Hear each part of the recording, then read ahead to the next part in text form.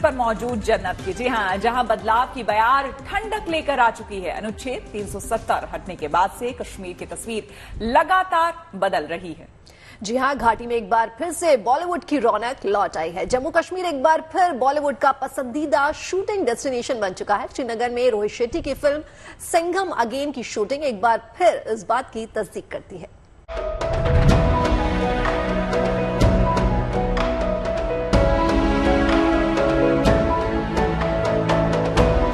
अर्श तेरे ख्वाब की ताबीर यही है, फिरदौस ज़मी पर जन्नते कश्मीर यही है। हसीन वादियां, दिलकश नजारे, शांत झीलें, शिकारों की सैर और रोमानियत से भरी घाटियां, यही कश्मीर है जहां बसती है आंखों को ठंडक देने वाली खूबसूरती। वही कश्मीर जिसकी खूबसूरती को सिनेमा के रुपहले पर्दे पर सालों साल दिखाया गया और अब एक बार फिर कश्मीर की वादियां फिल्मों की शूटिंग से गुलजार हैं। जम्मू कश्मीर की फिजाओं में इन दिनों लाइट कैमरा एक्शन की गूंज सुनाई दे रही है। श्रीनगर के ऐतिहासिक लाल चौक पर मौजूद घंटाघर के पास रोहित शेट्टी की अपकमिंग फिल्म सिंघम अगेन की शूटिंग हुई। लाल चौक पर अजय देवगन शूटिंग करते नजर आए। अजय देवगन की एक झलक पाने के लिए भीड़ उमड़ पड़ी। फिल्म की शूटिंग के दौरान अभिनेता जैकी श्रॉफ ने जम्मू कश्मीर की खूबसूरती की दिल खोलकर तारीफ की और मेहमान नवाजी के लिए यहाँ के लोगों का शुक्रिया अदा किया। कश्मीर फिल्म अथॉरिटी एक नंबर। जिस तरह से आपकी जगह खूबसूरत है उसी तरह से आपके लोग बड़े खूबसूरत हैं और शूटिंग हम करके जा रहे हैं। आज मुंबई बड़ा मजा आया, इतना संभाला आप लोगों ने और film support, police support, army support, लोगों का सपोर्ट, सब लोगों का सपोर्ट था और अच्छा लगा देखकर कि इतने सारे टूरिस्ट हैं। सबने मजे लिए, यहाँ के लोगों ने भी मजे लिए, हमने सबसे ज्यादा मजे लिए। आपको बहुत बहुत बहुत प्यार। कश्मीर बाबा लोग खुश रहो, ऐसे रहो और मजे लो। आतंकवाद के चलते अपनी पहली पसंद कश्मीर से दूर हुआ बॉलीवुड अब एक बार फिर घाटी की हसीन वादियों में लौट आया है। जम्मू कश्मीर एक बार फिर बॉलीवुड का पसंदीदा शूटिंग डेस्टिनेशन बन गया है। इस साल करीब 200 फिल्म मेकर्स ने शूटिंग के लिए अनुमति मांगी है। 2023 में बॉलीवुड और दक्षिण भारतीय फिल्म उद्योग के लिए कश्मीर आकर्षण का केंद्र बना रहा। कुल 102 फिल्में और वेब सीरीज की यहाँ शूटिंग की गई। 2022 में भी जम्मू कश्मीर में 200 फिल्मों और वेब सीरीज की शूटिंग हुई। 2021 से लेकर अब तक कश्मीर में 300 से ज्यादा फिल्मों और वेब सीरीज की शूटिंग हो चुकी है। 2021 में जम्मू कश्मीर सरकार ने फिल्म पॉलिसी बनाई थी। कम बजट की फिल्मों को प्रोत्साहित करने के लिए फिल्म नीति 2021 में सब्सिडी वितरण के लिए सूचना विभाग में फिल्म विकास कोष भी बनाया गया है। जम्मू कश्मीर में फिल्मों की 90% शूटिंग कश्मीर में होती है। फिल्मकार अब कश्मीर के गुलमर्ग, पहलगांव, डल लेक जैसे परंपरागत स्थलों के अलावा नए डेस्टिनेशन का भी रुख कर रहे हैं। बांदीपुरा के गुरेज, वूलर, दूध पथरी, योशमर्ग के खूबसूरत लोकेशंस को भी कैमरे में कैद कर रहे हैं। पिछले 2-3 सालों में यहाँ की अलग अलग लोकेशंस में शूटिंग की गई है। कार्तिक आर्यन की film Chandu champion, John Ibrahim की वेदा जैसी बड़ी फिल्मों की शूटिंग जम्मू कश्मीर में हुई है। शाहरुख खान की डंकी, आमिर खान की लाल सिंह चड्डा, यामी गौतम की आर्टिकल 370, रणबीर सिंह और आलिया भट्ट की रॉकी और रानी की प्रेम कहानी जैसी बड़ी फिल्मों में भी कश्मीर दिखाया गया है। 90 के दशक में आतंकवाद ने जम्मू कश्मीर को डस लिया। 2 दशक तक घाटी आतंक के साए में लिपटी रही, जिस वजह से फिल्मकारों ने धरती की जन्नत से मुख मोड़ लिया। लेकिन 2019 में आर्टिकल 370 हटने के बाद हालात फिर बदल चुके हैं। घाटी में अमन चैन कायम होने से जम्मू कश्मीर एक बार फिर फिल्मकारों का फेवरेट डेस्टिनेशन बन गया है। Bureau report, good news today. Kashmir में रौनक है तो गुजरात और राजस्थान में इन दिनों भीषण गर्मी पड़ रही है। ऐसे में लोग माउंट आबू का रुख कर रहे हैं। और राजस्थान का तो ये हाल है कि हिल स्टेशन इन दिनों सैलानियों से गुलजार हैं। गुजरात सीमा के करीब होने की वजह से यहां आने वाले सैलानियों में बड़ी संख्या गुजराती लोगों की भी है।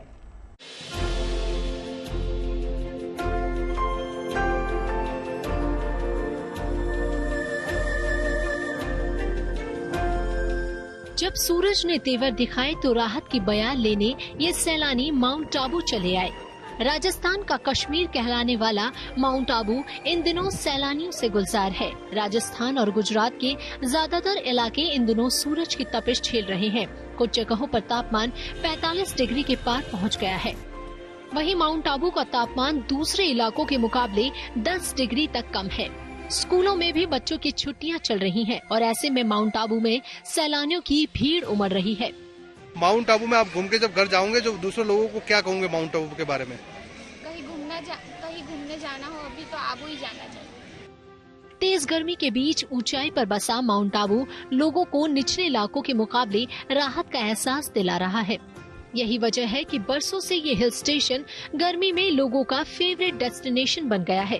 माउंट आबू का अभी पूरे राजस्थान से बहुत बढ़िया मौसम है। टेम्परेचर भी माउंट आबू का कम है और माउंट आबू में गुजरात वाले और राजस्थान से आगाह करते हैं कि वो घूमने आए। यहाँ पे किसी प्रकार की कोई प्रॉब्लम नहीं है। माउंट आबू की नक्की झील पर दिन भर सैलानियों की चहल पहल दिखती है। शाम ढलने के साथ ही हल्की हवा से मौसम और सुहाना हो जाता है। देर शाम तक पूरे माउंट आबू में बाजारों में रौनक बनी रहती है। गुजरात सीमा के करीब होने की वजह से यहाँ सबसे ज्यादा पर्यटक गुजरात से आते हैं। माउंट आबू से Shakti Singh Rajput, good news today.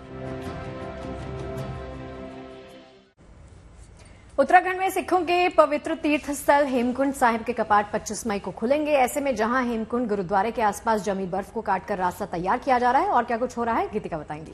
जी हां, ऋषिकेश से पहला जत्था हेमकुंड साहिब के लिए रवाना भी हो रहा है। तो अगर आप भी हेमकुंड साहिब जाने की योजना बना रहे हैं तो इस यात्रा से जुड़ी अभी तक की सारी जानकारी इस रिपोर्ट में देखिए।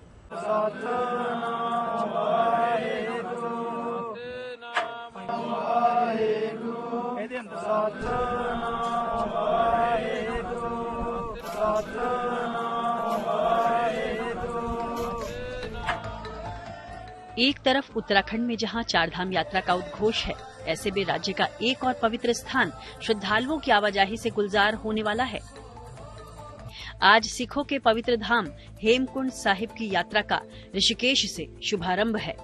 दूसरी तरफ बर्फ से ढके हेमकुंड साहिब क्षेत्र में यात्रा की तैयारियां अपने आखिरी दौर में हैं।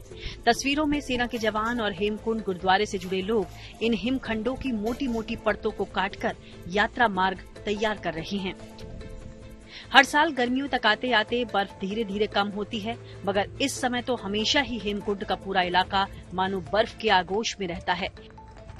ऐसे में इन जवानों और स्वयंसेवकों के सामने परंपरागत रास्ता बहाल करना किसी चुनौती से कम नहीं। कहीं ढलानदार जगहों पर से सीढ़ीनुमा रास्ता बनाना हो या फिर खाई किनारे मोटी बर्फ की परतों को हटाकर रास्ता तैयार करना हो, ये मुश्किल टास्क बेशक रास्ता तैयार करने की जिम्मेदारी उठा रहे लोग बड़ी शिद्दत, लगन और मेहनत के साथ करते रहे हैं। वहीं हेमकुंड साहिब ट्रस्ट ने यात्रा में प्रतिदिन 3500 यात्रियों के दर्शन की इजाजत दी है। हालांकि आने वाले समय में यात्रा की स्थिति और बर्फ पिघलने के बाद ही यात्री संख्या बढ़ाने पर विचार विमर्श होगा। 23 मई को अगले दिन श्रीनगर से गोविंद घाट के लिए जत्था निकलेगा। 24 मई को ये जत्था गोविंद घाट से घाघरिया के लिए रवाना होगा और 25 मई ठीक 6:30 बजे सुबह सवेरे पंज प्यारों की अगुवाई में ही श्रद्धालुओं का जत्था हेमकुंड साहिब के लिए रवाना होगा, जहां धार्मिक रीति रिवाजों को पूरा करने के साथ ही हेमकुंड साहिब गुरुद्वारे के कपाट खोल दिए जाएंगे और इसी के साथ सिखों के पवित्र तीर्थ स्थल हेमकुंड साहिब की यात्रा भी शुरू हो जाएगी। इसके अलावा हेमकुंड साहिब ट्रस्ट ने हेमकुंड गुरुद्वारा परिसर में रील्स बनाने को लेकर यूट्यूबर्स और आम लोगों से भी खास अपील की, ताकि चारधाम में आई शुरुआती अड़चनें इस यात्रा में न दोहराई जाएं। कि उत्तराखंड प्रशासन द्वारा सभी यूट्यूबर, ब्लॉगर जो भी श्री हेमकुंड साहिब जी के दर्शन करने आते हैं, इस साल सरकार ने एक प्रतिबंध लगा दिया है कि कोई भी गुरुद्वारा साहब के 50 मीटर के दायरे में, यानी कम से कम 150-200 फुट के दायरे में कोई भी अपना रील वगैरह और कोई यूट्यूब के माध्यम से कोई भी ऐसा कार्यक्रम नहीं करेंगे। सो आप सबसे निवेदन है कि जिसने भी कोई अपना ये रील बनानी है या कोई भी ये यूट्यूब का प्रोग्राम करना है, वो रास्ते में आप लोग कर सकते हैं, वो भी पॉजिटिव रहकर। अदरवाइज किसी भी गुरुद्वारे में 50 मीटर के दायरे में इस काम पे प्रतिबंध लगा दिया गया है। फिलहाल तो गुरुद्वारा श्री हेमकुंड साहिब में कपाट खुलने को लेकर गुरुद्वारे की टीम हेमकुंड साहिब में डेरा जमाए हुए है। इंतजार है 25 मई का, जब हेमकुंड साहिब के कपाट देश विदेश से आए श्रद्धालुओं के लिए खोल दिए जाएंगे। चमोली से कमल नयन सिलोड़ी के साथ bureau report, good news today. और अब बात उस गुड न्यूज की जो सीधे बाबा केदार के धाम से आई है, जहां श्रद्धालुओं की संख्या दिनों दिन बढ़ती जा रही है। मंदिर परिसर से शुरू हुई कतार कुछ घंटों में दूर तक पहुंच जाती है। आपको बता दें कि ये सभी भक्त बाबा के दर्शन और अभिषेक की आस लिए उनके धाम पहुंचते हैं। ऐसे में अब सभी भक्तों को बाबा का आशीर्वाद मिल सकेगा, क्योंकि शिव भक्त मंदिर के गर्भगृह में जाकर बाबा केदार के दर्शन कर पाएंगे।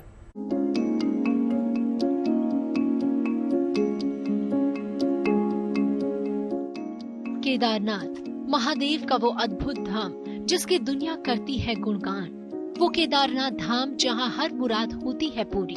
जिस केदारनाथ धाम के दर्शन का सपना भोलेनाथ के हर भक्त का होता है, वो सपना अब साकार होने वाला है। दर्शनों के लिए आ रहे देश विदेश के तीर्थ यात्रियों के लिए अच्छी खबर है। अब जो भी तीर्थ यात्री केदार धाम पहुंच रहे हैं, वह अब बाबा केदार के गर्भगृह के दर्शन कर रहे हैं। जब से कपाट खुले थे, तब से लेकर आज तक गर्भगृह के दर्शन बंद कर दिए गए थे, क्योंकि उत्तराखंड की धामी सरकार ने भक्तों को बाबा केदार के मंदिर के गर्भगृह में दर्शन और पूजन की अनुमति दे दी है। यानी अब बाबा का हर भक्त उनके अलौकिक और अद्भुत दर्शन कर सकेगा। सभी तीर्थ पुरोहितों ने मिलकर के कल एक बहुत बड़ा विरोध किया। एक स्वर में सभी ने विरोध किया कि वीआईपी बंद होना चाहिए। आज वो वीआईपी बंद है और पूर्व परंपरा अनुसार जो भगवान बाबा केदारनाथ जी के दर्शन गर्भगृह में सभी देश विदेश से आने वाले श्रद्धालु करते थे, वो आज पुनः प्रारंभ हो गया है। भक्तों की भीड़ को देखते हुए मंदिर के गर्भगृह में दर्शन बंद कर दिए गए थे, लेकिन तीर्थ पुरोहितों के विरोध के बाद मंदिर के गर्भगृह के दर्शन फिर से खोल दिए गए हैं। अब धाम पहुंचने वाले सभी भक्त बाबा केदारनाथ के गर्भगृह के दर्शन कर सकेंगे। हालांकि केदारनाथ धाम में अभी भी वीआईपी दर्शन बंद है। केदारनाथ धाम में भक्तों की भीड़ रिकॉर्ड तादाद में उमड़ रही है। प्रत्येक दिन दर्शन करने वाले तीर्थयात्रियों की संख्या बढ़ रही है। 2 दिन में 60,000 से अधिक तीर्थयात्रियों ने बाबा केदार के दर्शन कर दिए हैं और अभी तक 3,20,000 से पार अधिक तीर्थयात्री केदार धाम पहुंच चुके हैं। सिर्फ केदारनाथ धाम ही नहीं, बल्कि इस साल 4 धाम यात्रा के दौरान तीर्थयात्रियों की भीड़ नए रिकॉर्ड बनाने के लिए तैयार है। महज 10 दिनों के भीतर ही करीब 7 लाख से ज्यादा तीर्थयात्री 4 धाम दर्शन कर चुके हैं और ये सिलसिला बढ़ता जा रहा है। Praveen Semwal, Kedarnath, good news today. और चलिए अब आपको पुडुचेरी के श्री थुरु कामेश्वर मंदिर की रौनक दिखाते हैं, जहां सालाना शिव महोत्सव मनाया जा रहा है। इस दौरान यहां भव्य शोभा यात्रा निकाली गई, जिसमें बड़ी तादाद में श्रद्धालुओं ने हिस्सा लिया। देखिए इस अद्भुत उत्सव की एक झलक।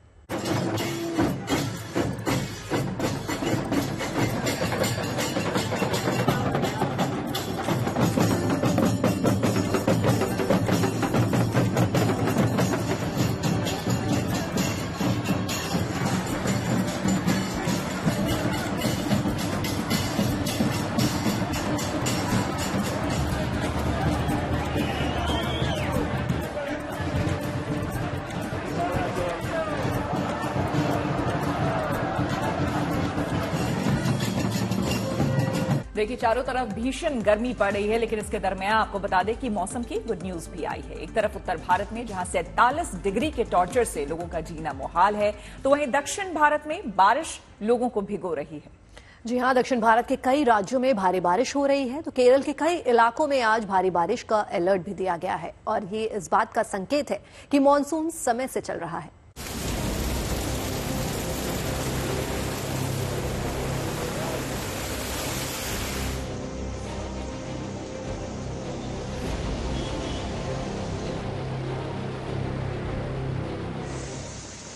दक्षिण पश्चिम मानसून भारत की सीमा में प्रवेश करता हुआ 31 मई के आसपास केरल की सीमा से टकरा सकता है, लेकिन इससे पहले ही केरल और तमिलनाडु में अच्छी बारिश का सिलसिला शुरू हो चुका है।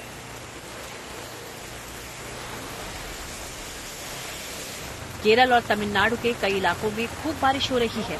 मूसलाधार बारिश का ये सिलसिला 20 मई को ही शुरू हो गया था और दोनों राज्यों के कई इलाकों में जमकर बारिश हुई।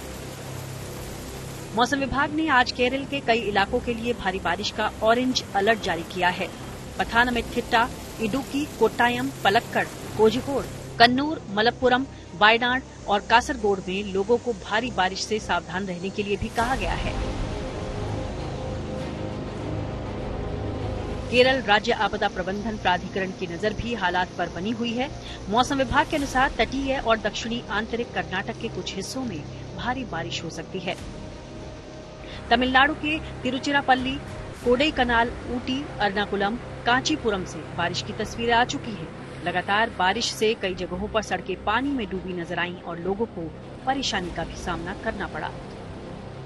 मौसम विभाग के अनुसार 23 मई तक दक्षिण भारत में बहुत भारी बारिश का अनुमान है, जिसे देखते हुए लोगों को सावधान रहने के लिए लगातार कहा जा रहा है।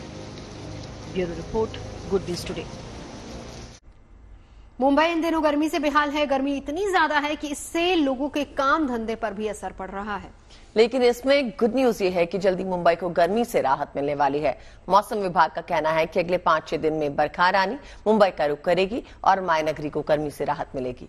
बहुत गर्मी है, हद से ज्यादा बर्दाश्त नहीं हो रही है। न काम धंधा हो रहा है कि पूछो मत। अब दुकान लगी है लेकिन लोग नहीं लेके जा रहे क्योंकि गर्म ज्यादा है कि घर में बनाएंगे कैसा। बहुत गर्मी, बम्बई में ऐसी गर्मी इसके पहले कभी नहीं थी। ना काम धंधा हो रहा है, ना घर से बाहर निकलने हो रहा है, घर में बैठने भी नहीं हो रहा है, घास जलने को। अभी मेडिसिन में जाके मैं BMC में जाके दवाई लेके आया हूँ। कुछ नहीं, धंधा नहीं, पानी नहीं, हालत खराब है गर्मी की वजह से। आप देख रहे सर पे टावेल है, पीछे फैन चालू है। देखो गिरा गया है क्या बाजार में। फिश का है, मच्छी बेचते आते, 1-2 आ रहे, बोलते हैं ताई क्या करेगा घर में बैठ के, बोलते हैं मच्छी फ्राई कैसा बनाएंगे। हम लोग को घर में रहने के लिए नहीं हो रहा है, पसीना पसीना होता है। धंधा क्या होगा, गाड़ी इतना गर्मी हो रहा है, एसी ही नहीं काम कर रहा है, क्या करेंगे। अभी मैं सुबह से बैठा हूँ, गर्मी की वजह से जा ही नहीं रहा हूँ। कस्टमर गाड़ी में बैठते रहेंगे तो क्या बोलते रहेंगे? अरे वो लोग बोलते हैं एसी काम ही नहीं, हमेशा एसी में भी नहीं रह सकते ना, बीमार पड़ जाते हैं एसी में रहते रहते। अभी बारिश अंडमान में पहुंच गई है, 19 तारीख को ही पहुंची है और वो बारिश आगे बढ़ते बढ़ते 30 तारीख तक, 30 मई तक ये बारिश केरला में दाखिल हो सकती है और उसके बाद 5-6 दिन के बाद या 7-8 दिन के बाद ये मुंबई और पूरे महाराष्ट्र में बारिश आ सकती है। चाय पर चर्चा में अब बात चाय की चुस्की से जुड़ी। नॉर्थ बंगाल के टी प्रोड्यूसर्स वेलफेयर एसोसिएशन ने चाय को नेशनल ड्रिंक घोषित किए जाने की मांग की है। आपको बता दें कि एसोसिएशन के मुताबिक क्योंकि चाय भारत की संस्कृति में घुला मिला है, लिहाजा इसे ये सम्मान मिलना चाहिए।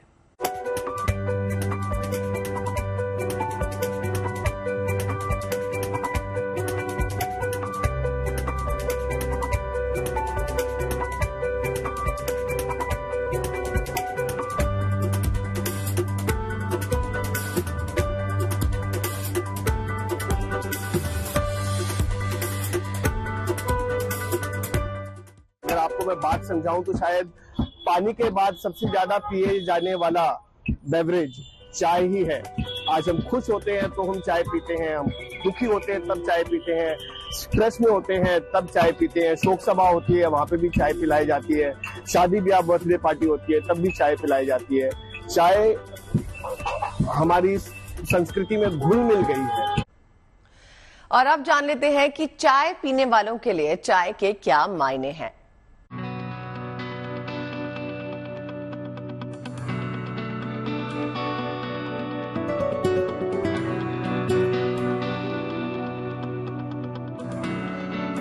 हर बूढ़े बच्चे, जवान, कॉलेज के स्टूडेंट सब चाय पीते हैं आज के डेट में। ये सही है। आप लोग दिन भर में कितनी चाय पी लेते हैं? 2 से 3 बार। एक दिन चाय ना मिले तो क्या होगा? मतलब चाय तो एक नशा ही है, ये तो हर दिन आदमी को चाहिए ही चाहिए। जो पीने वाला है उसे तो चाहिए ही चाहिए हर दिन। तो मेरा अगर गर्मी को छोड़ दिया जाए ना तो 5-6 बार मैं पी लेती हूँ चाय दिन में, दिन भर में। चाय पीने नीचे आए हम लोग। इतनी गर्मी में भी सर ने एक बार बोला तो चाय का नाम सोच के ना, चाय अच्छा ठीक है चलो आती हूँ पीने के लिए। तो चाय सिर्फ जायके तक सीमित नहीं है, चाय ने कई लोगों को शोहरत भी दिलाई है। इनमें से एक है डॉली चाय वाला। इनका चाय बनाने और सर्व करने का अंदाज इतना फेमस हुआ कि ये सोशल मीडिया के स्टार बन गए। माइक्रोसॉफ्ट के संस्थापक बिल गेट्स भी इनकी चाय का लुत्फ उठाते हुए नजर आए। चाय राजनेताओं के बीच का भी कनेक्शन बनी हुई है। वो पल तो आपको याद ही होगा जब फ्रांस के राष्ट्रपति एमेनुएल मैक्रोन जयपुर में प्रधानमंत्री नरेंद्र मोदी के साथ कुल्हड़ में चाय की चुस्की लेते नजर आए।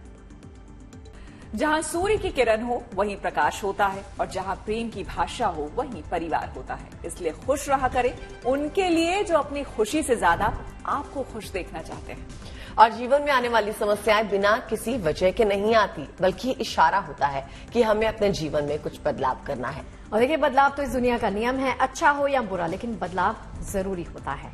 बिल्कुल सही कहा शगुफ्ता ने, क्योंकि अगर बदलाव नहीं होगा तो कामयाबी कैसे मिलेगी भला। बिल्कुल, बस अब बदलाव होने ही वाला है। थोड़ी देर बाद 6 बजे स्पेशल रिपोर्ट के साथ GNT पर बदलाव होगा। लेकिन हाँ, हमारी चाय जारी रहेगी। कल 5 बजे मुलाकात होगी आपसे चाय पर चर्चा में।